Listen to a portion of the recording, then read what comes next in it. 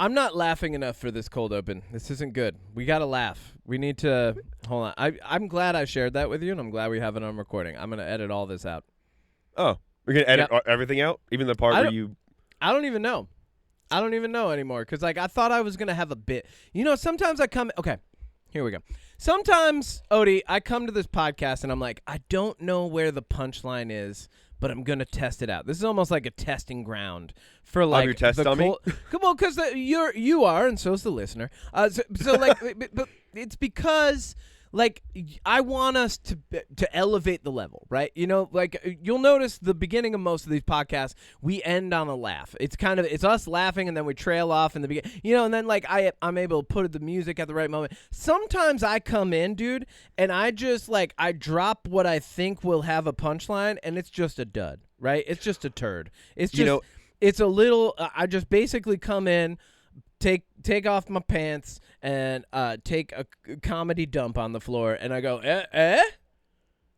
That's an analogy for sure. I don't know if that's the one I would go with, but I was going to say is that it's funny because you're explaining this, and I'm like, yeah, you're testing it out on me and the listener, but the listener isn't here to respond. The listener doesn't have that weight of responsibility. They respond later. I get a lot of hate mail, actually. I don't read it on the podcast. We've gotten nothing but hate mail for like 90 days straight. No, I'm kidding. Oh, I was like, oh no. No. Oh no, Kevin.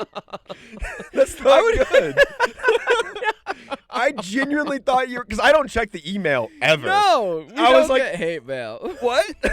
No, people love this shit. No, this is a great podcast. I have people text me. They just text me their thoughts on the podcast, which I love. Please keep that up, everybody who does that. And don't text me. Let us know if you want us to podcast don't let live me at know. Your funeral. We will actually do it. I love a bit, right? We love a bit. That's what we love on this podcast. That's why we start with this. You love your bits. You hate my bits. You hate my bits. You love your bits. Because your bits are to come in and just read a random AI article. That's not a bit. You love that. You love that. I don't. The listeners love that. You Don't love tell that. me what I love. I love that. I will tell you what you love, Kevin. Okay. Now sit down. Yep. Let me tell you what you love. Okay. You I'm love. gonna eat these fucking Squirtle goldfish while you tell me love what I love. AI articles, wasabi Oreos, and oh no! Ew! Yeah, wasabi Oreos. Ew! You love AI articles, and you love every movie that is poorly written. You know what? You're infringing on my rights. You're infringing on me. As the queer person on the podcast, I feel like you're being homophobic, and I can say that. How can I infringe upon you if I go and buy a fringed jacket right now? Have you ever worn a fringed jacket? Because you feel like the type that would. Like with tassels and stuff. You know what? Fuck you, dude. Well, you know what? Fuck you, too.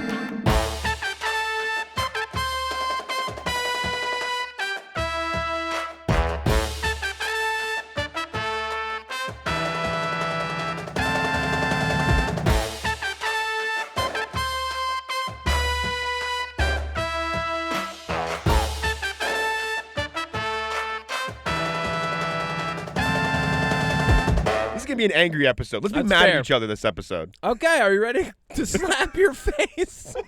Yeah, I am, bitch. 3, 2, 1. Welcome back to another episode of the UnPop Podcast. I'm your Capitan, host, and papi todo siempre, Kevin Miner. He, him. With me as always is. I'm kicking Kevin off the show. Oh, wow. Tony Matthews, the chef. Go jump in the grease. Go jump in the hot grease, bitch. Go, gadget, get fucked. I also want to apologize.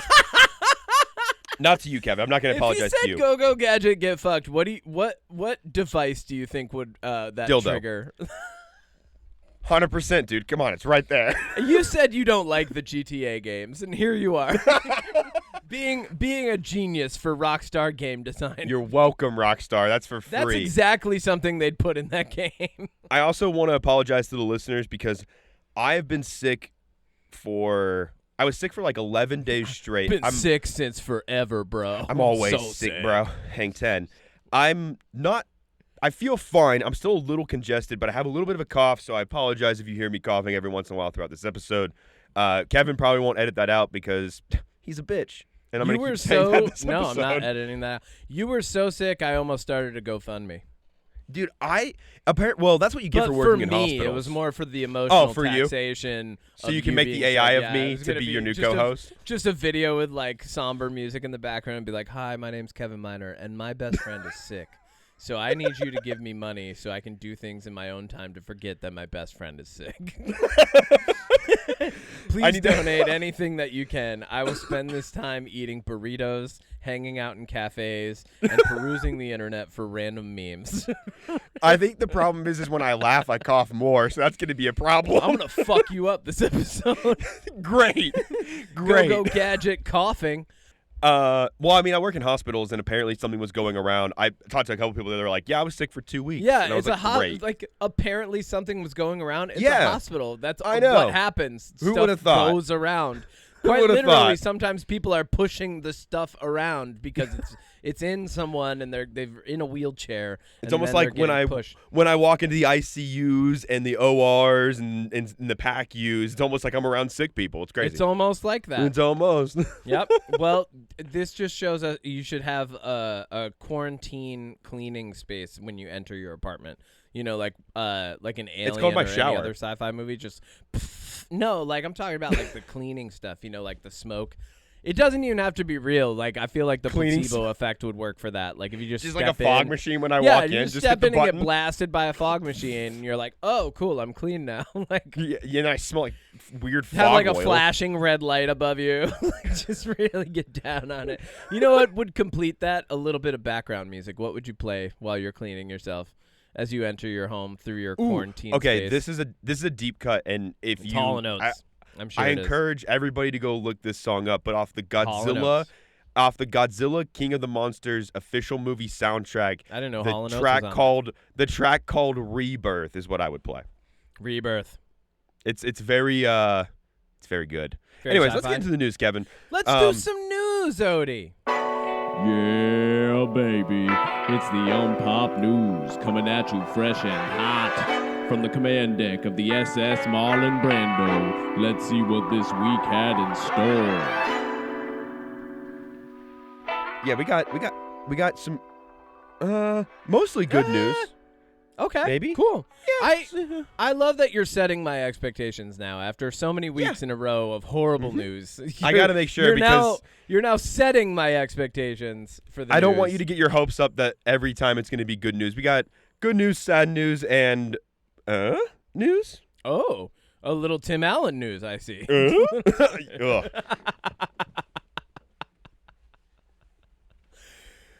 What are you doing? You okay? Waiting for you to put the music in. I already put it in. Oh, okay, cool. We got we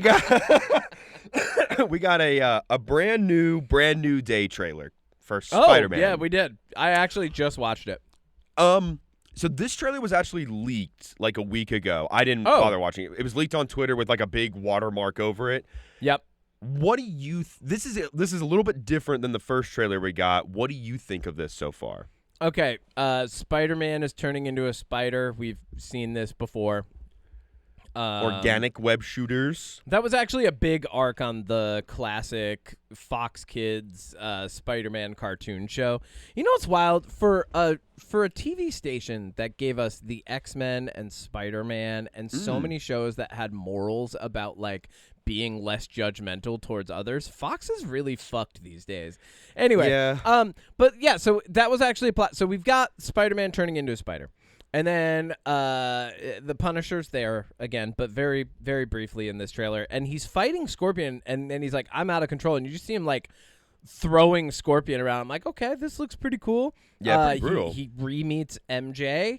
Yeah. Her boyfriend is Ezra from the Ahsoka series. Oh, shit. I didn't even Yeah. know that. That's cool. All right. So we've got, it looks good. I don't think we got too much new information New Hulk. in this. We got Hulk stuff in this one. Yeah, Hulk stuff where, like, it turns out, like, the bad guy who's, like, a hooded figure is manipulating the Hulk, I guess. Might like, be Sadie Sink. It seems like it's Sadie Sink being Jean Grey, right? Is that what we're getting? So I'm glad you mentioned that because this week and I don't First really off, know if how... it's Sadie Sink, I'm a fan already. I'm really that. excited for Sadie Sink to be in this. She's one of the... Me too. She's one of the... Her and Joe Keery from Stranger Things deserve Both phenomenal. a lot of work. I agree. I might mispronounce her name, but Famke Janssen, Famke. Yep, Famke. She was Jean Grey in the first X-Men movies, and we know that she wasn't asked to come back for Doomsday, unlike like Cyclops and Professor X and Wolverine and stuff. Yeah. And she said that was a big miss on Marvel's part. But the rumor and the theory is, and we'll find out in July, that the reason for that is because they cast a new Jean Grey and they want to focus on her, and they haven't cast any other new X-Men. So like Sadie Sink is like the first one to be cast. You know what I mean? That'd be cool. I'm down for that. Yeah. I would actually. I'm of all the X-Men stuff like related to this, and now we're not even talking about Spider-Man anymore. But like the cast for X-Men First Class with Fassbender and McAvoy and Holt Fassbender and so Hunger Games many girl, amazing people in that cast. Yeah, like and what. It sucks that the movie was not good enough to like really continue and relaunch the franchise, because McAvoy was an amazing Professor X. Well, they got 4 of those. They just, after First Class, and Days of Future Past was pretty good, but then Apocalypse and Phoenix were bad. Days of Future Past was only good in the Michael Fassbender scenes, really. Like those were like other than that, you spent the whole movie kind of going, huh? So that's how that works. I haven't seen it in a while. But back to Spider-Man for a second. Spider-Man. Yeah, so we kind of already knew that the plot of this one was his powers are out of control, organic web shooters. It looks like he's going to the Punisher for help. He goes to Mark Ruffalo for help, and he's like, hey, if you ever see me without this thing on my arm, you need to run. And then it's not on his arm anymore.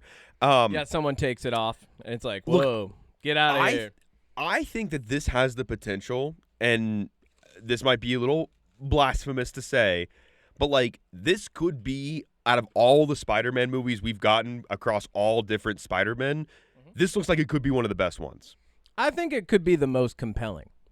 Yeah, I think depending this on Spider-Man how it plays 2. out. If there's too many scenes, okay. The one way that they'll ruin this movie is if there's too much exposition. Right? That's the one thing that'll bog down this movie.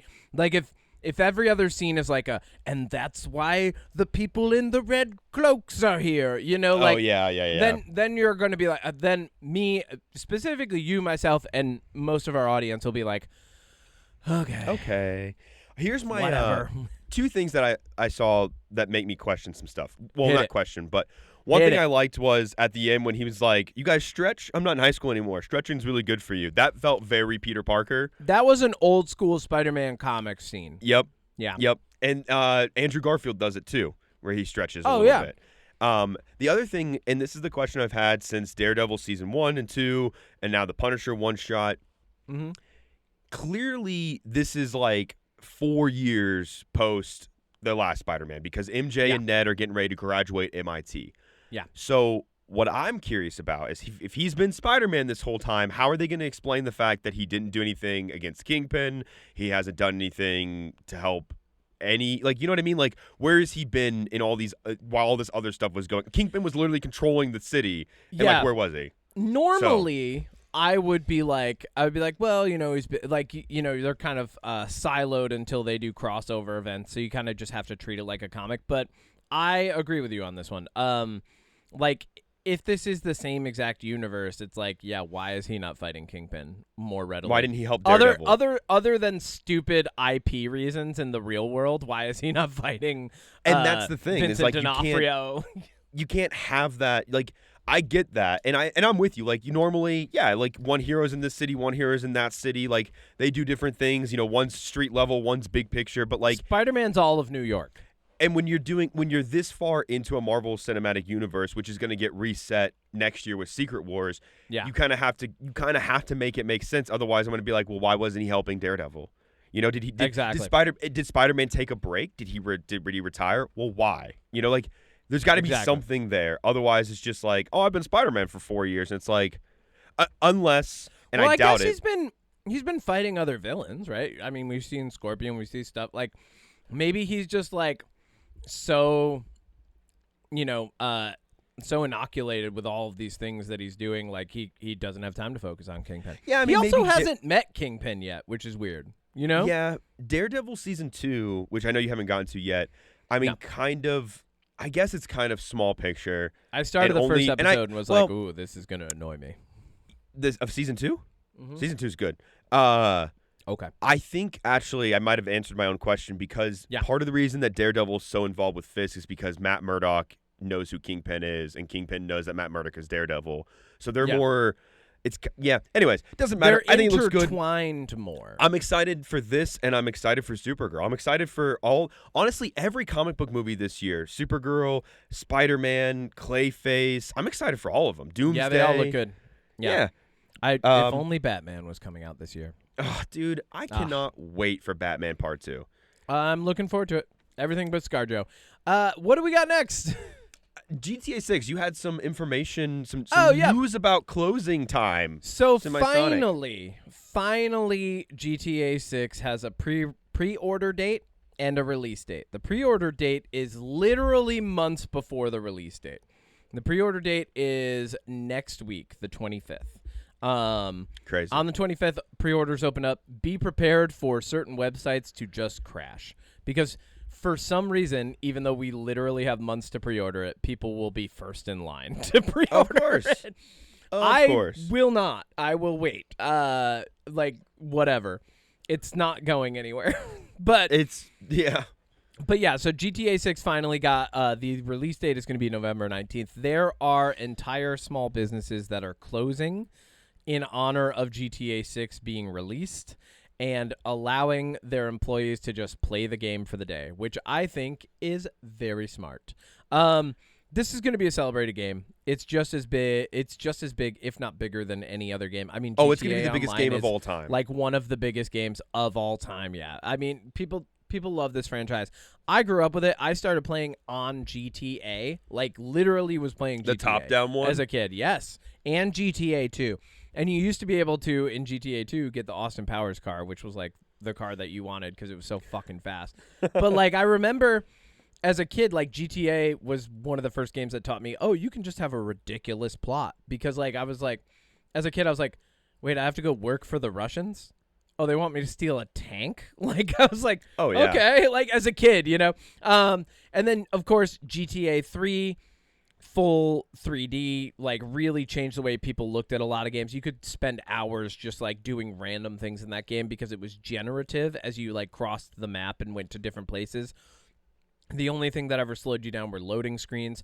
GTA 4, some loading screens, but not too many. GTA 5, even less. GTA 5 actually like broke records for years and years and years after it was released. So now with GTA 6 coming out, and here's the thing that I like the most about GTA 6. It looks like we're getting a proper male-female protagonist story. I also want to point out it's in Vice City, which is basically like Miami, Tampa, and Orlando kind of combined. Rolled into one thing.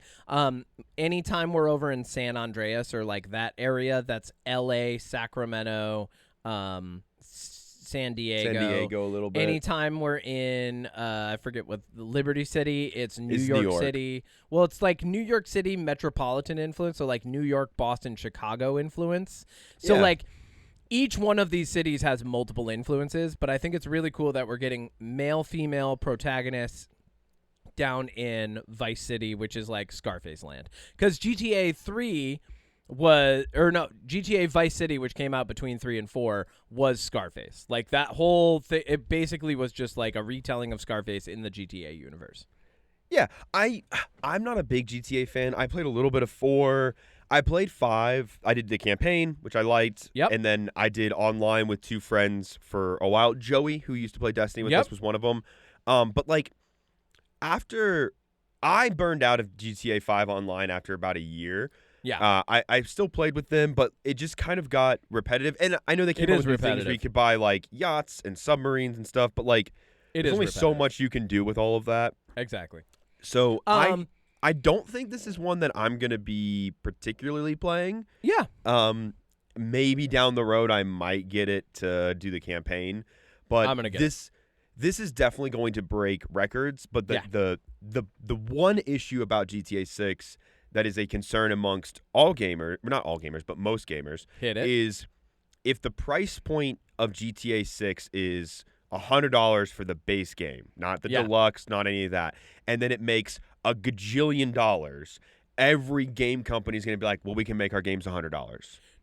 Which you can't, because GTA is like the game that people would pay that for. Like, you have to have a fucking quality game. Like, you have to have a game where people wait for it for years and speculate. Like, if people aren't waiting and speculating on your game for years and you charge $100, you're going to be sorely disappointed when people don't pre-order it. And that's the issue, is it could bust the game industry, because if they're not making money because their games are priced too high, yada yada, 1984 game and crash, that's all yada, after yada. the fact anyway. Honestly, okay, so here's my question. If GTA's $100, would you pre-order it?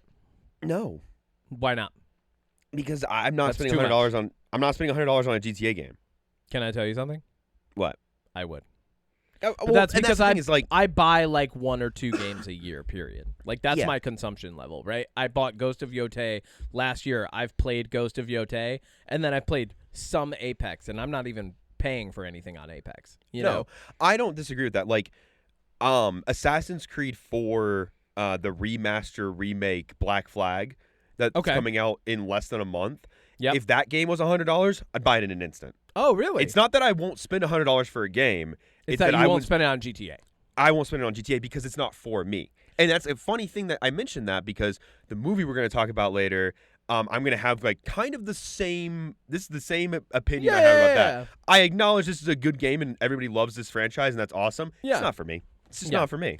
The thing, okay, the reason I think GTA can justify a $100 price point is not only do you get the game and this amazing story, and like it's literally like you just boot up and like do whatever for hours. Like I don't think I've ever really properly gotten bored of a GTA game. I've just gotten bored of gaming and taking breaks, you know? You also get like original soundtrack. You get like hilarious celebrities coming in and being radio DJs, like cameos from people. They mock the one thing that I would lean into the most for like GTA is like they also really like they're like tongue in cheek, not too subtle about the fact that like they don't care for like the government in general, but specifically like ideologues and demagogues and authoritarians. Like they're very anti that because it's made by fucking Scottish people. Hello. But so I definitely like, I think that's why it's worth $100. The only other game that I could see coming out where I'm like, yes, I don't care what the price point is the next Elder Scrolls game. Like that too. And both of those are open world. So like, price point on those for me, there's no price point. I mean, I feel like past $100, like if we were getting up to like $120 for the base game, I'd be like, I'll wait for it to go on sale. You know? Yeah, no, I agree. And the thing is, like, I think GTA 6 makes sense to be priced as high as it is because Rockstar knows that they can make a gajillion dollars. 100%. It's just not a game that I'm willing to pay that price for. But that doesn't mean that I don't understand. I get why other people would, though. I'll be paying and playing, baby. There you go. Moving on. So, unfortunately, a voice that a lot of people would recognize from childhood and from just anime and some animation in general, the voice of Lilo and Stitch and also the voice of the main character of Spirited Away, Davy Chase passed away suddenly at 35 due to complications from meningitis. Very sad.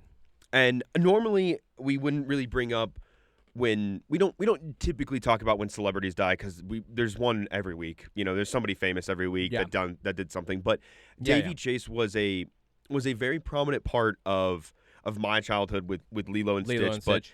But specifically, I've seen Spirited Away dozens of times. It's one of my favorite Studio Ghibli movies. It's one of my favorite movies. It's in my top 10 easily.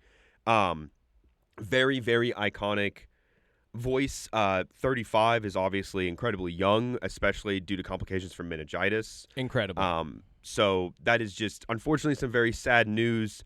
It is sad. But her work of art and the role she's had in so many different things in so many different people's lives, I think really speaks for just how like impactful her as a child voice actor was, because she did a lot of that when she was like 10. Yeah, which is incredible.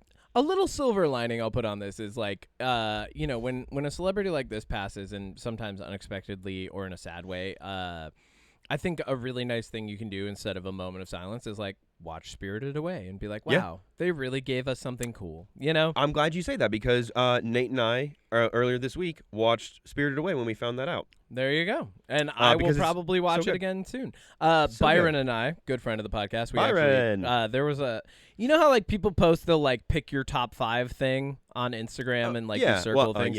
I almost never participate in those. I'm like, oh, that's interesting, but I don't care. And then Studio Ghibli one came up and I was like, oh, I'm doing this. And I tagged Byron immediately. Nice. Yeah. Moving on to some the news that I go, huh? Minions and Monsters comes out in July, Kevin. Now, yes, it does. July 1st, actually, right? I believe so. I think it's right after Supergirl. I think it's July 1st because the 3rd is a Friday. So if it came out the 3rd. Oh, the 11th. Okay. Maybe, because I think it's right before Odyssey. I'm dyslexic. Whatever. Minions and Monsters. Let's find out. July 1st. You were correct, Kevin. Oh, shit. Okay. Look at you. I thought I saw the trailer last night. Okay. That makes Here's sense. the thing. I think it's doing that because the 3rd is a Friday and then the 4th is a Saturday. So if you release a movie on July 3rd and like nobody goes to the movies on July 4th, everybody goes to barbecues and whatever. It gets that long weekend kind of. Yeah. So if you release it on the 1st, the entire week release leading up to that, you'll actually capture people on the 1st and the 2nd because summer vacation started. People will go see that before they do their July 4th stuff. And then the 5th is a Sunday, so I feel like a lot of families will go see that on that Sunday. Yeah, definitely. I personally will go see it the day it comes out. Yeah, I'm not afraid or ashamed to admit that I have the Minions movies are a guilty pleasure of mine.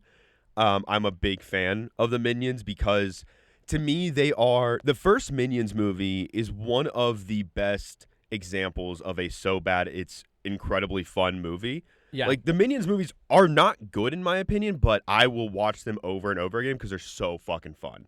God. Like it's like the Meg movies. Like they're the same in my opinion.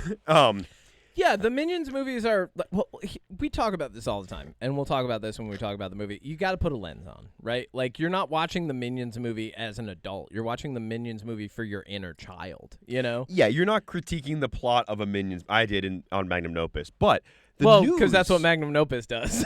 Yeah, and I still was like, "This is awesome. I love it." Banana. Yeah. The news about Minions and Monsters that I thought was just baffling.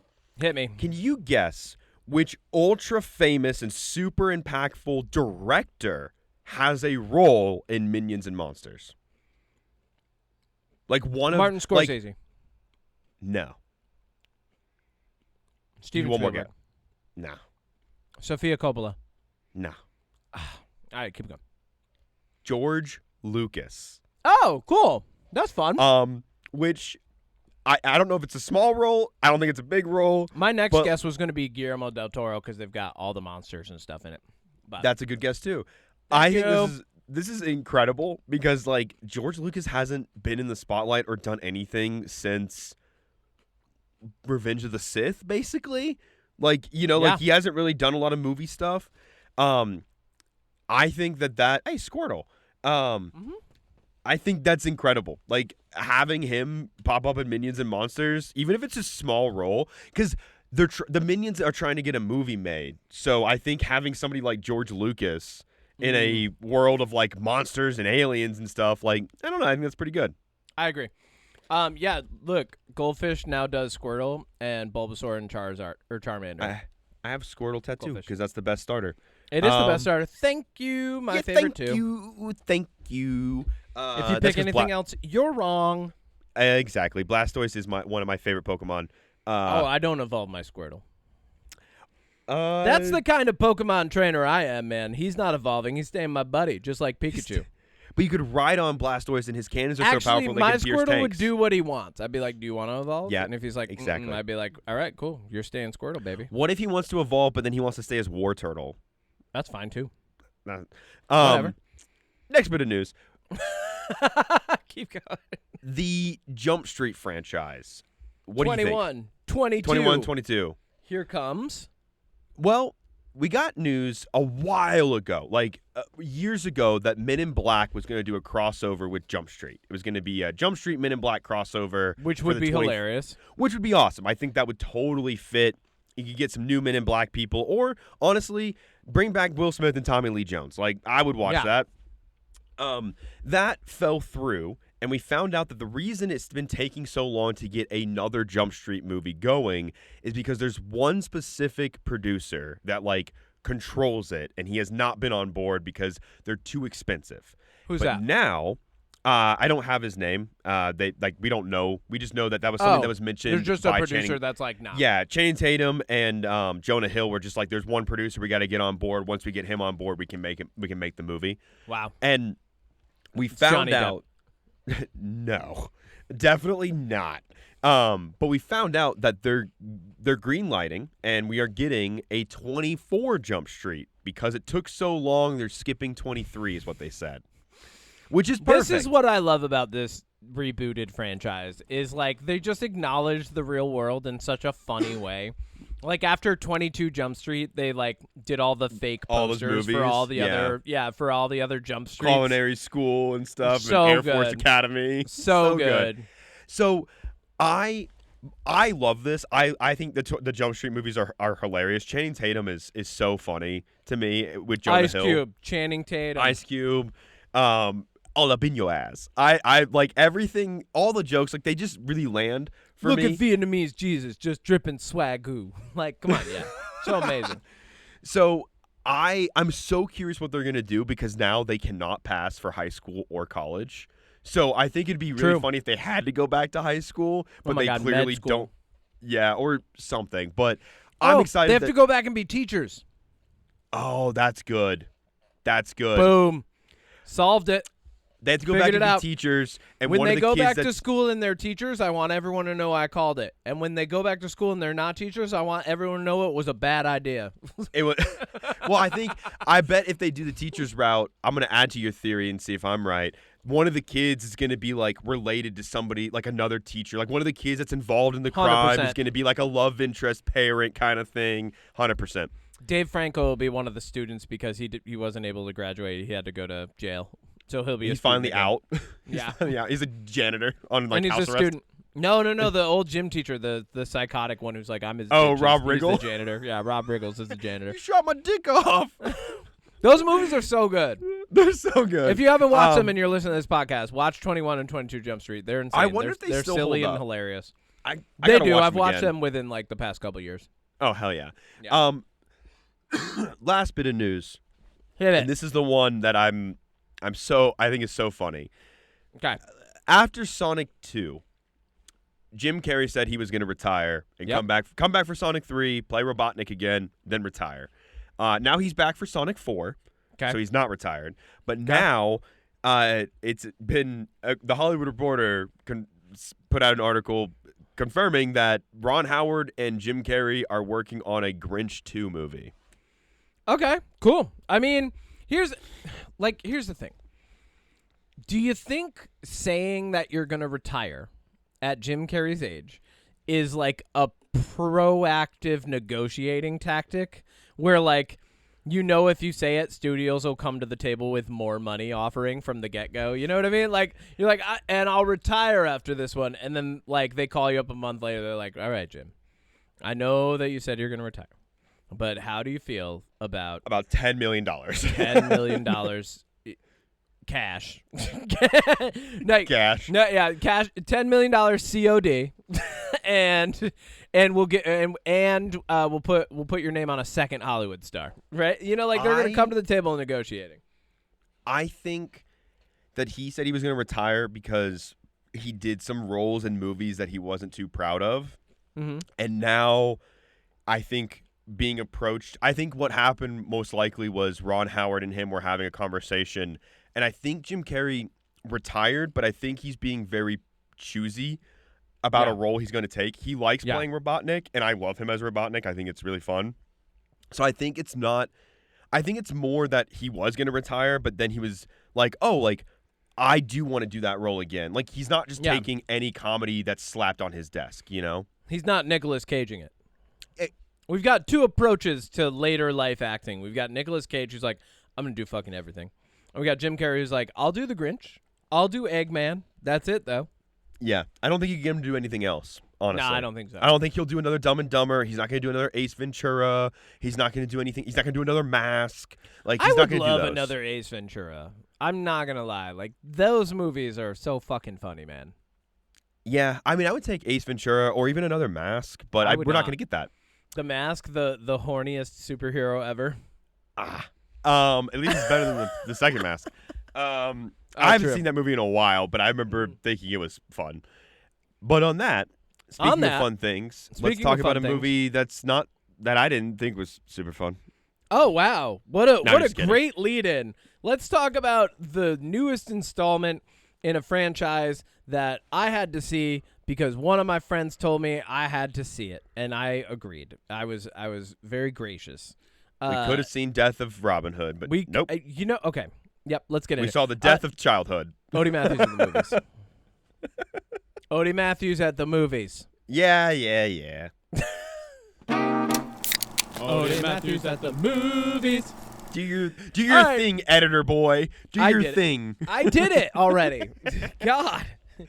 You always wait and then you're like, did you do it? I'm like, yeah, I fucking did it right there. Well, how would I know? I can't hear it. All I need is 2 seconds of dead air and I can fucking. Okay, I'll give it to you. Odie Matthews at the movies. All right, Kevin. Toy Story 5. Here's what I'll tell you. So my friend Lexi and I saw this last night, and halfway through, she said to me, well, I went like we were really not digging the second act of the entire movie. And halfway through, she turns to me and she goes, I turned to her and I go, we could have seen the death of Robin Hood. And she literally, her actual response was, is it too late? And I was like, oh, shit. And I looked it up. It was too late to go switch over to the death of Robin Hood. Or I would have, and I would have texted you. I would have switched too. 100%. I know. 100%. All in all, all things considered, everything that we could say in the preamble about this movie, garbage, bad, fun, good, or great, Odie? I think it would be super unfair of me to put it at anything below fun. So I'm going to say it's fun. I agree. 100%. Because it's not fair to put it in bad or garbage, even though I didn't like it. Here's what I'll say. I genuinely, after thinking about this movie, think that it deserves to be in the fun category for us. Yeah. Agreed. Toy Story, I would say, is a beloved franchise. We grew up with it. Other people grew up just having it, right? Like having every installment. Because Toy Story 5 came out, a decade ago? Well, Toy Story 5 came out 2 days ago. Or Toy Story 4. Toy Story 4. No, Toy Story. Okay, wait, I got the years. It was 95. Okay. Then 99. Yep. Then 2010. Yep. Then 2019. Then 2026. Okay, so we're getting Long gap. Essentially one per decade, right? Yeah. And each time they kind of tell the same story over again, right? Just with a little bit. Slight tweaks to the messaging. The message is always kind of value your toys, cherish moments with friends, try to create childhood and friendship and creativity and stuff. And they tell that through the lens of the toys. And it's always a little bit endearing. This one, the message is finding the right friends, and there's a little bit of a sub-theme about helicopter parents, and then also how maybe technology's not the best, you know? I think that's the main. I think the tech one's the main message. You get hammered with that message. It's almost excruciating for me. Yeah. And we'll talk about why, because I have a lot of thoughts. We'll speed run the plot, and then I'm gonna skip part of it, and you'll know which part I'm skipping, just so we can bring it up later, because it's actually my favorite part of the film, and I think it's yours too. So, yeah. In the I know beginning, exactly what you're talking about. yeah. So in the beginning, we get Bonnie, who was introduced in Toy Story 4, and Bonnie is the owner of all the toys. Toy Story toys, right? They were given to her. And Woody is off in the world doing stuff with Bo Peep and saving abandoned toys. Yeah, with Bo Peep and the Daredevil guy. Duke Kaboom. John Wick. Yep. So they're out there doing their thing. But the toys, headed by Jesse, are doing their thing with Bonnie, and Bonnie gets a lily pad. She's having trouble making friends. Her parents decide to get her a lily pad. It's it's everything. It's educational. It's an a iPad game thing. It's an iPad basically. So they get her an iPad, and she a legally distinct iPad. This is actually one of the running gags that I wrote down, was everything in this movie is legally distinct XX, like whatever, right? Mm-hmm. But yeah, so she gets a lily pad, and then she does the lily pad. And this is the crazy part about this movie, because nobody clocks this, but the lily pad decides to friend request people for her. Yeah. Like automatically. Which I assume is like akin to the would you like to upload your contacts, right? But Yep. she ends up the lily pad's kind of taking over, and you can see like all the kids, they're like just staring at their pads all the time, and they're not actually happy, they're not really playing, they're just using the pads. And Jessie decides this is egregious and she needs to stop it. There's a little bit of conflict with Lilypad. Jessie gets lost out in the world. Go figure. She it's ends a up Toy back Story at movie. her At her old first home. kid's home. Yep. Yeah. And then the toys have to figure out where she is and rescue her, and also kind of fight Lilypad at the same time, but maybe learn that it's not the worst thing in the world to have the Lilypad. And that's the general plot of this movie. Other than that, it's your typical Toy Story movie. They hitch a ride on a car. They, they jump out of a window. They do all of the Toy Story things that they do every Toy Story movie, which is really funny because we were just talking about 21 and 22 Jump Street and how in 21 and 22 Jump Street, they acknowledge all of the tropes that they lean into. Even in the second one, they're like, you mean you're basically going to make the same thing as the first one? Yep. Toy Story does not acknowledge this, but it's because overall, it's a kid's movie. This is a kid's movie that we saw. There were a bunch of kids in the theater. It was really funny. They were all talking to their parents, and I was laughing, like sometimes at the comments that the kids were making in the theater. Well, that's I was in a theater that was completely full of kids. I might have been the only adult by myself. We were too. We were in a theater full of kids, man.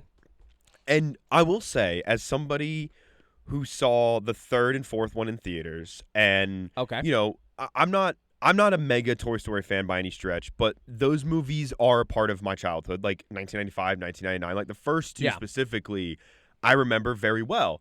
And there was this moment in the theater, a certain part happens in the movie, and the theater, all the kids start just laughing and cheering. And in that moment, I was like, oh, this really isn't for me anymore.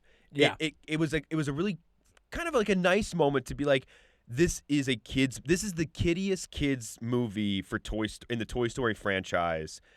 And I think part of that is because the fourth one really is the send-off for the adults that grew up with Toy Story. It's the one that's moving on from your childhood. And so this one coming in and being the most for kids, I acknowledge that's why I'm like, this isn't something that I particularly like. But it's definitely not for me, so I acknowledge it's a good movie for kids. But also, it is a good movie for kids. There were a few moments in this movie that were not for kids that really caught me off guard. Well, that's typical. I was like, okay, why did that go randomly in there?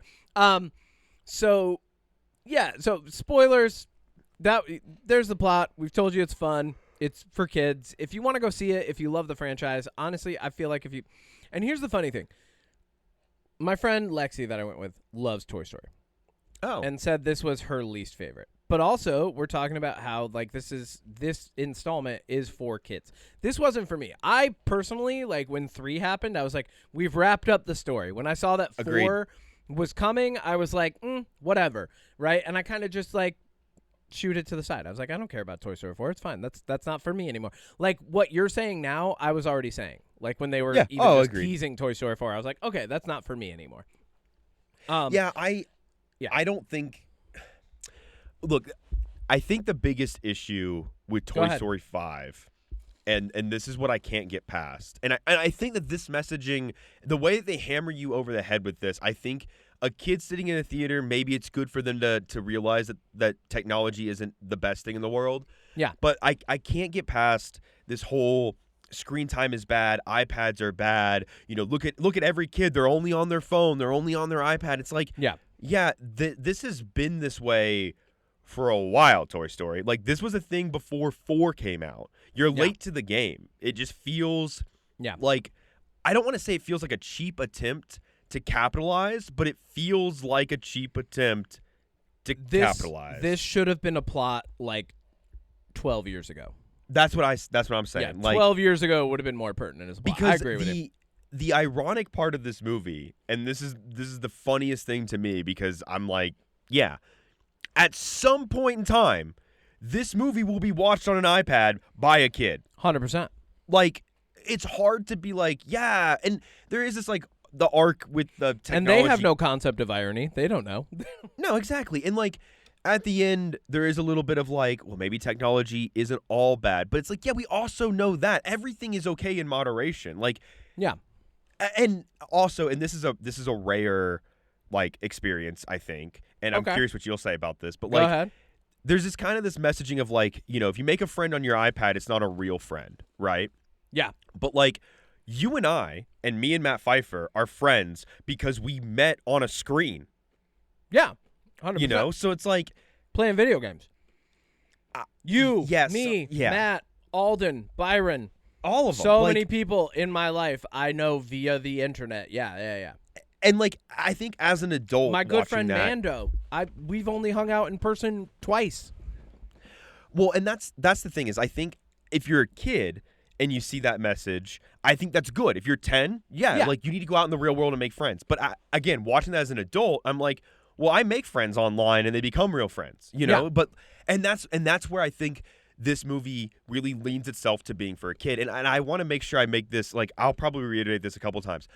I did not enjoy this because I'm an adult, but this is not a bad movie. This is a good kids movie. I think the messaging for kids in this, I think it works. I think it's good. The kids in my theater are proof. There was a kid that started crying when Jessie like jumps out the window and leaves, and she's like, "I'm no good for anyone." There's a kid that started crying. Well, that's good. Well, the thing about this is the toys are used as a medium to convey real human sentiment, and I think that's nice.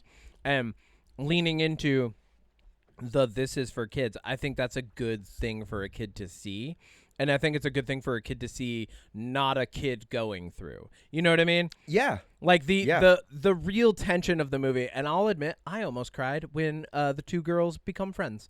Because that's very heartwarming. It was. I think we've all been there. Like, I think everybody has had that day where they're like, oh, nobody wants to be my friend. Even if you have a bunch of friends, like even if there's all the evidence to the contrary, especially as a kid, everyone has that moment where they're like, why won't anyone play with me? Because like, it's just something that you have to process. Like maybe everybody's busy, but you don't yet have all of the social and like personal awareness to identify these things. So like seeing that, it's a very relatable plot point, right? Yeah. And then it's very heartwarming when it comes to fruition, because they even like the two girls kind of they're like sorry, I'm a little weird, and then they're both like shy. Oh, I'm a little weird, you're a little weird, me too, let's be weirdos, which is like how you and I started a podcast. So like, so true. I'm gonna upgrade the movie temporarily to good for us to talk about that. But it really overall good movie, fun movie. Take kids to see it. Show it to your nieces and nephews. Enjoy it, you know? There's also, I think, I think this is like the last thought I had before I want to talk about the thing we both loved. Yeah, go ahead. There's a moment that I think really works emotionally. Hit me. And that's when Bonnie, so the toys, Jessie ends up like finding all these old electronics, voiced by Conan O'Brien and Craig Robinson. And I don't know who voiced the camera. They're hilarious. And and like that's the thing is there's pieces in this movie that I'm like, oh, this is fun, but like when you string them all together, it's just not, it's not for me.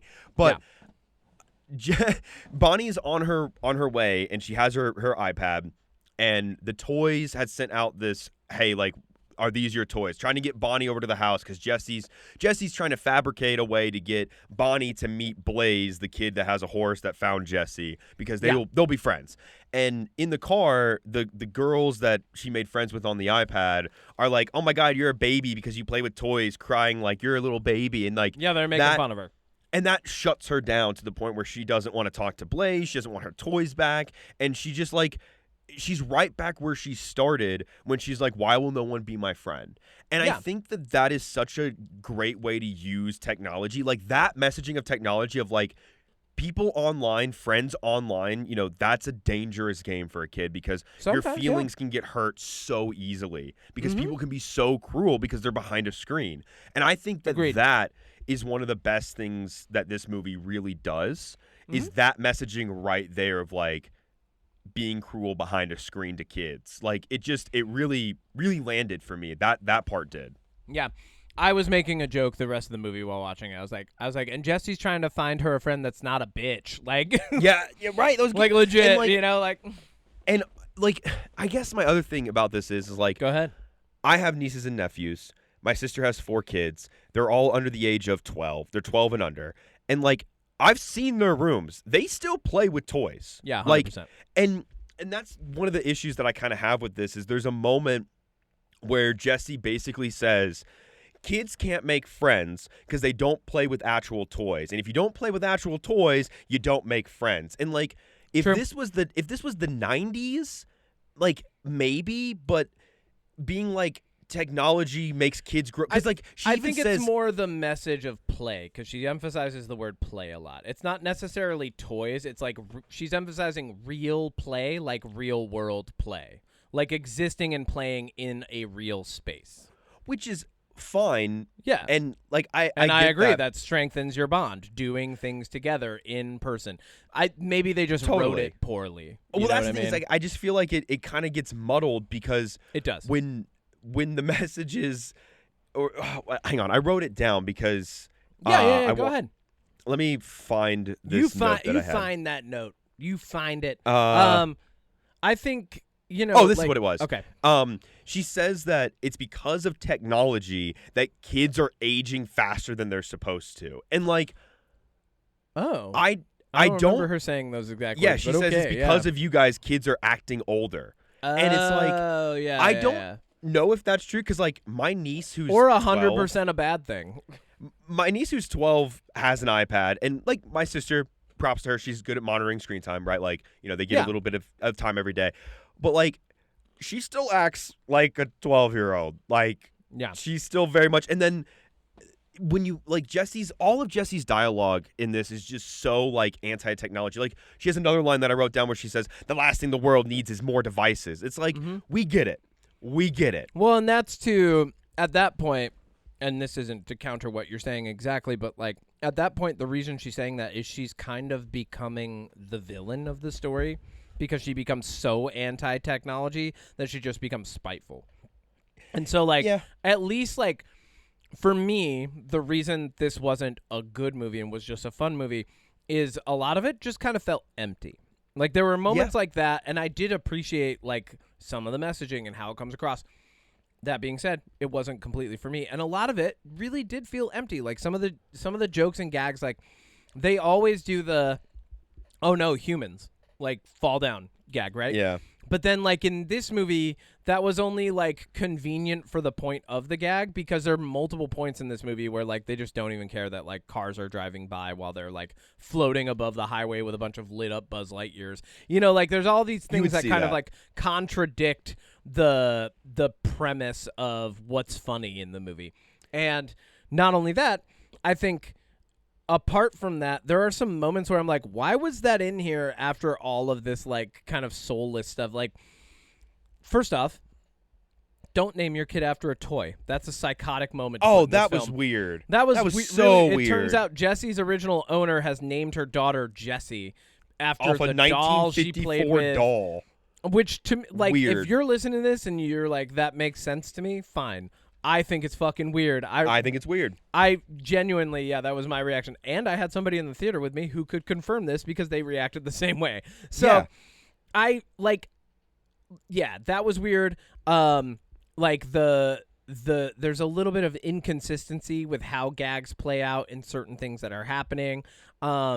Woody's bald spot thing is like just there to be there. Like it's not even same really, with the poncho. Like same, it's just the poncho's just there to be there. He's overweight now somehow. He's a toy now. He's got more stuffing. The Tea Party gang never comes back. Like there's like a lot of Carl stuff. Weathers. They just fall apart, right? There's a lot of parts of this movie where I'm like, what is going? The like Jimmy Dean pig. Every kid in my theater thought that was so funny. I love Jimmy Dean. Yeah, Jimmy Dean was good. But Jimmy I was Dean say was the best part.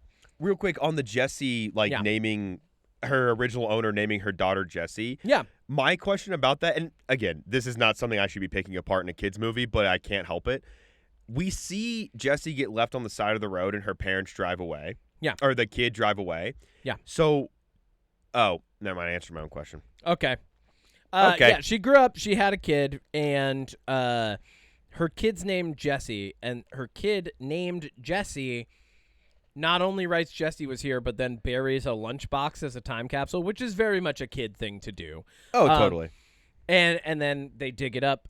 Here's the funny part about that. Jessie just, even as a toy, is like a horse whisperer, which is fucking hilarious to me.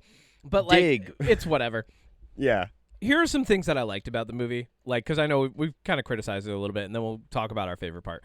We complimented it a little bit. I really enjoy that when they're doing the play, they change the art format so that visually we know this is the kid playing, and it's this is their imagination. Yeah, there's like a crayon background, and all the toys are animated differently. I thought that was really, really good. Good choice. Especially when they're like, and then like they include the pig, and the pig is like still the pig. You know, like I was like, okay, what a good way to use medium to translate what's going on in the film and like just kind of drop us in without us being confused. So big kudos on that. Also, the color shifts that happen in this movie I thought were amazing. Like when you're having a more somber moment, the color's actually like a little bit like downgraded, like it's a little bit drained. I don't know, it's less vibrant. Yeah, they desaturate certain scenes in order to like get across the emotion that's happening. I thought that was really good. Their use of blues in this movie, like all of the blues that are used in like the harder, tougher, sadder moments, I thought were amazing because like sometimes they're just in the background, and then as the scene shifts, they become more prominent when the color grade changes. So I was paying really close attention to that, and I was like, there's actually some really good stuff in this. Like the tea party scene that happens at night is all lit by moonlight, and it's all blue because the toys are sad. Like, it's really good. I was gonna say, honestly, like the animation in this is incredible. It's amazing, and like it's always amazing, and I love that like there are some little gags that really work, like for no reason Buzz Lightyear gets a fucking Pegasus, you know, like there's lots of little things that work in this movie. However, the best thing about this entire movie and the real opening of the movie is Buzz Lightyear on a beach with a crash shipping container off of the side of a boat on a deserted island with no humans on it, and there's hundreds of him. There's 50 of them to be exact. There's 50 of them. That's what they say. They say there's 50 of them. Well, the what is it? The potty trainer guy says there's 50 of them, but I can't count past 2. But I can't count past 2, which is another thing that the potty trainer jokes were actually pretty funny, except for the one creepy joke where he's like he's like talking about how he's like, you say you don't want to play the game, but you'll play it. Oh, that was weird. Rubbing. I was like, that's weird. And then we cut to the next morning where Jesse is like jumping on him. He's like, I can't take anymore. I'm like, oh my god, this is the most overt sex reference a Toy Story movie has ever made. But the buzzes. Yeah, so incredible. The buzzes. Like no dialogue, just them searching on an island, and then one of them at night, like during a bonfire, sees a star and goes, Star Command. And then they're like, Command. And then like, Star Command. And they literally use like old school star navigation to find land and then continue this whole side adventure multiple times. I was like, I wish this could have been the whole movie. Like I was like, this should have been the whole movie for sure. I love when they use the crane and like amazing. To get a better vantage point, and then they all fall on the floor, and that guy is just like, yeah, I'm not touching that. I don't care. It was very Penguins of Madagascar. You know what I mean? It totally was. Like the main story's happening, but every time it cuts back, you're like, yes, this again. This is what I want. Like when they're in the woods at the campground and they're like all marching and they're playing with animals. They flip over a turtle and ride on it. Like, I was here for all of that. Okay, like, I genuinely hoped that they would have attacked that family. But then when they open the tent and they see the Buzz is happy and his life has been fulfilled, I was like, oh, that was a nice shift. I was hoping that they would genuinely attack the family and get the Buzz back, but like I didn't know where that was going to go. And that was nice. I thought that whole plot line was like rewarding every time it came up. And I love at the end when Lilypad updates their software and they just turn into fucking drones. They why were not? drones all along. why they just not? needed the update. You know? Like, that's the kind of stuff where I'm like, yeah, like, why not? Lilypad autonomously micro purchases things online, and I feel like Bonnie's parents are gonna be like, "The fuck? Why did we paid $300 to upgrade 50 Buzz Lightyears?" Like, you know, like Bonnie, what are all these purchases? Why you don't have 50 Buzz? Did we get hacked? Like, yeah, I think the Buzzes, like, their side adventure through and It was through, great. but when they all ride on the horses together, like, yeah, I think again, I perfect. think there are elements in this movie and there's parts in this movie that I liked and like could enjoy, but I think as I pull back from those moments and look at the whole thing, I didn't enjoy as getting hammered over the head for 90 minutes about how technology is bad. Yeah. I didn't like that. Just it really. We spend like there's a whole scene where just a bunch of toys pop up out of nowhere to tell you how bad technology is and how bad the screens are. And there's 3 different moments where we look at houses and all you see is kids on screens. It's like, we got it. We get it. We got it. Yeah. But again, and this is my thought on that. If a kid that's like 10 years old seeing this movie gets hammered over the head with that and walks out of that movie and goes, I shouldn't be on my iPad as much, then good job. My complaint is invalid. Yeah. Which probably will happen. I think there's a genuine general sentiment, culturally speaking, that like less technology is better, amongst many people. So, all in all, fun movie. It's whatever. There's some parts that we like. There's some parts that we didn't like. But like, yeah, take your kids to it. Watch it with your nephews and nieces. Watch it with if you're a paid babysitter, fucking watch this with kids. Maybe they'll love it. Who knows? Put it on an iPad and put it in front of them. They'll be fine. Yeah, and then next week we get Supergirl. So let's do our jams. Dude, I saw an article talking. I didn't read it, but I saw the article. The headline was Jason Momoa was born to play Lobo, and I'm just like, yes, he was. Oh, yes, 100%. And I feel like Millie Alcock was born to play Supergirl. Oh, 100%. Ugh, I cannot wait. What's your jam? I finished Spider Noir. Did I mention that? Oh, no, I you mentioned that didn't. last time. Okay, so how was Spider Noir? Because I'm nowhere near finishing that. Great. I think really it's if we're doing top 5, we're doing our movies and our TV shows separate this year because there's so much. Yes, we are. Yippee. I'm not gonna be hard. You know what I am gonna make you do a final list though. If we do both, I'm gonna make you do top That's 5 fine. overall. I can do that. Okay, and we don't even have to probably review them again. What we'll do is we'll do movies, then we'll do TV, and then we'll be like, all right, top 5 overall. Because I like doing that. Oh, I'm Okay. for that. As long as I can Cool. separate movies and TV so I can highlight the TV that I liked. Well, and the real reason that I like doing it is like we might look back on it and be like, oh no, I've changed my opinion. You know, Well, I've like changed my having the opinion from last timestamp. year. Yeah, exactly. Okay. Yeah. Keep going. Spider Noir is great. I watched it all in black and white. Yep. I probably will revisit it at In color? some point in color. Cool. Not soon. Yeah. And not because it's not worth rewatching, just because I'm moving on to other TV shows that I want to watch. There's Um, so much coming out and at us all the time. I want to start Widow's Bay, which apparently is really good and got renewed for a I've second heard- season. Is that the Apple horror franchise? Yep. I heard that was amazing. With Matthew Rice. I really want to watch that. So yeah, Spider Noir, Nicolas Cage, man. I'm not going to sit here and say like he's the best actor of all time, but there are so many roles in movies that I can point to where I love him, and there's a few movies I can point to and I can be like, that's not it. Don't do that again. I think in the same way we complain about some actors, he uses himself as a character within a character actor to really like elevate certain roles and performances. And I think him as Ben Reilly in Spider Noir is a role he was born to play. Cool. It is. I loved it. I really, as someone who's a pretty big Spider-Man fan in general, I love the 1930s take on these villains. I love that, like, really the plot is very simple and it doesn't really keep answers from you, which is kind of satisfying. Like, you know everything that's going on at all times. You know why people are doing what they're doing. There's not like a lot of like, and this is the real reason, which like isn't always a bad thing to not have it that way. Like, there's not a moment in this movie or this show where I was like, oh my God, that's the reason. It's like, oh yeah, like it's giving you the answers as the characters are figuring it out. And he's an investigator, so he's pretty good at figuring it out. I think it's definitely worth watching. Black and White was really fun.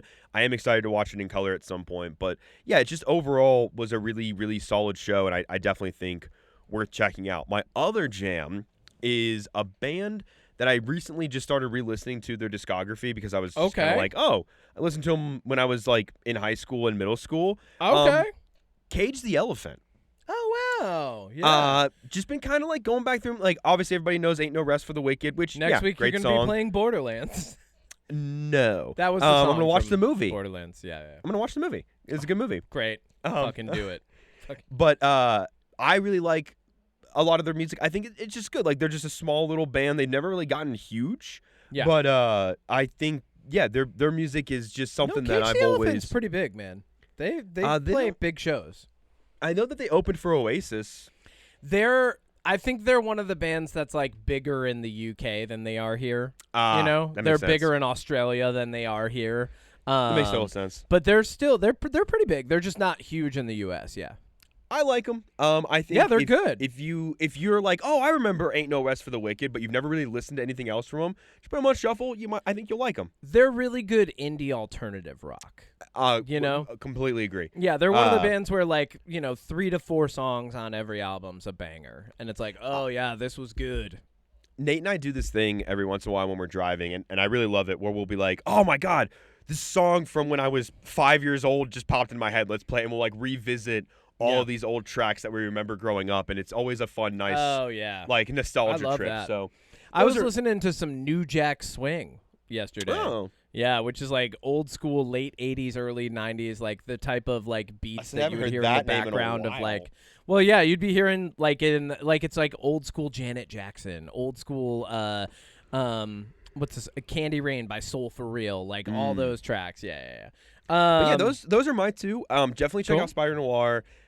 You as well, and I'm going to Cage the Elephant. I do plan on watching Spider Noir. I liked the first episode. I like it's unique, and even when they first showed Spider Noir in the Spider-Verse movie, the original Spider-Verse movie, that was like, it was like, whoa, wait, that's cool. Hold on. Like he's supposed to come back for the third one, which I is hope nice. So. I think that'd be great. Yeah, I think that the show stays at a consistent 7 to 8. Like, I don't think it's anything like groundbreaking. Like, it's not like like that. But I think it consistently stays at like a 7 or 8. Oh yeah.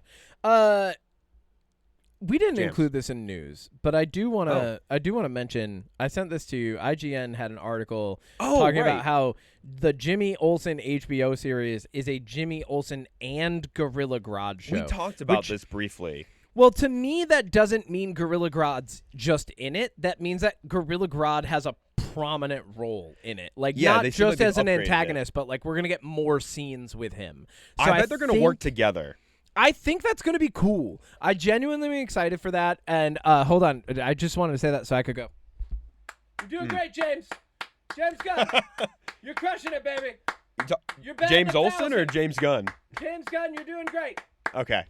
James Gunn, he's doing great. I'm going to do that every time until DC gets bad again. You know what I mean? It's been great. And I feel like we should keep doing that until something fails. Do you think that David Cornsweet will show up in the Jimmy Olsen show? No. I think he should, at least for an episode. That would be cool. Okay. My jams this week, first off, AJ Tracey, famous UK drill rapper, had a new song come out this week called Baja Blast. So I already had jammed that 1,000 times. It's really good. It's classic drill style, but it's got more of like a trop beat to it. And the image for it, the icon for it on Spotify is a GTA-looking girl with an American flag standing on a beach. And I'm like, oh, this might be in the new GTA game. And he finally got permission to release it because I know GTA loves doing that. They'll put cool. they'll put singles from artists in the game that aren't on other albums and stuff. So I was like, okay, this is pretty fucking cool. So I hope that's the case. But also, AJ Tracy's sick. I saw him when he was on tour opening up for Amine years ago, and honestly, he could have been the whole show, and I would have been just as happy. He was great. Oh, hell yeah. Yeah. And my other jam, coming back around to it, I'm going to probably bring it up a few more times this year. Oathbringer, the book by Brandon Sanderson in the Stormlight Archive series. I am on like chapter 40 now, and it's book 3 of 5, I think. And like genuinely, and I'm not like keeping track of this. I'm not digging into it and being obsessive about it the same way that I would be with a lot of different book series or like large franchises. Or I should say IPs, not franchises. But there are so many good lines in this book, and there are so many good moments in this book, and the way Brandon Sanderson consistently writes strong characters, regardless of gender or anything like. And Brandon Sanderson was brought up Mormon in a relatively conservative like space, and has become one of, like, I would say the most conscientious writers, in that he doesn't like jam in your face any sort of moralistic behavior other than being a good person. And that really shines in the book, because there's this moment in the book as I'm listening to Oathbringer as I'm driving now, and there's this moment where one of the main characters is talking to another person, and they bring up like in other books they would overlook this stuff, but they're bringing up like, oh yeah, well you're in charge of like 500 people now.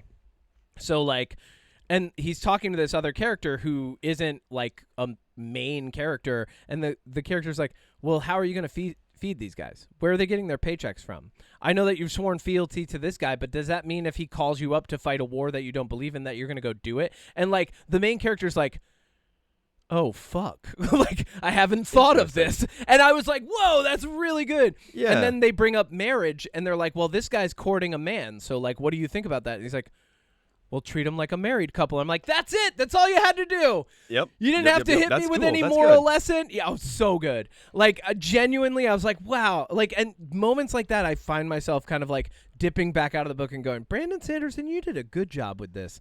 And like, honestly, like, he writes female characters that are like, they're like more like masculine in presentation, and then they like deal with that internally with their internal monologue and like how they approach things and people. I'm like, wow, it's so fucking good. I can't believe it took me so long to get into this book series, because I think when I get done with it, as long as it continues this way, it's probably going to end up being my favorite book series. Like, it's really, really good. Yeah. And like, Love that.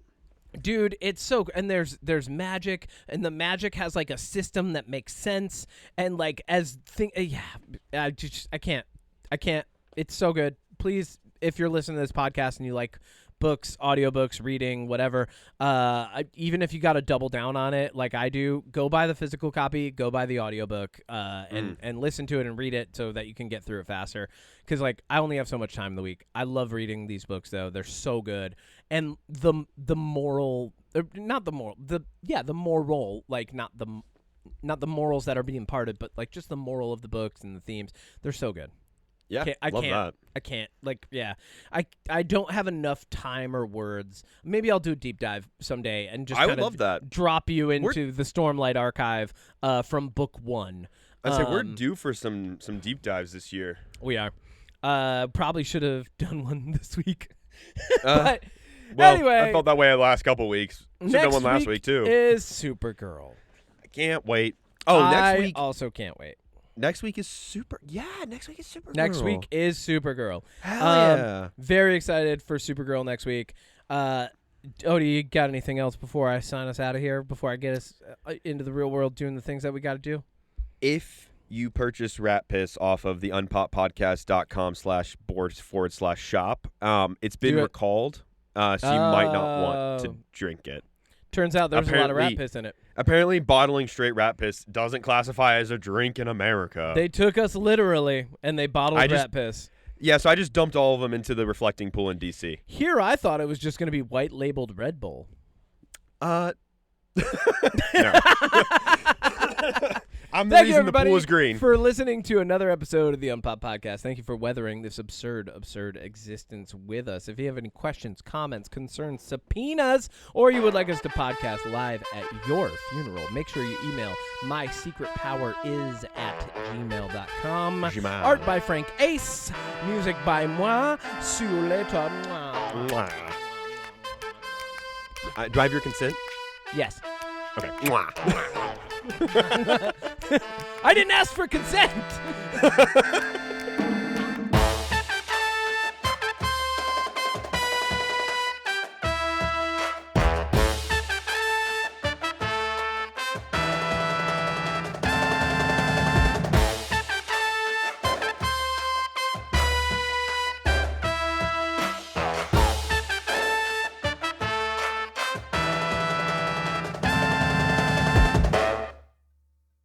I'm already recording. I'm fucking. You're fucking. You're you fucking? beat me I'm fucking. You're fucking? You beat me to the punch.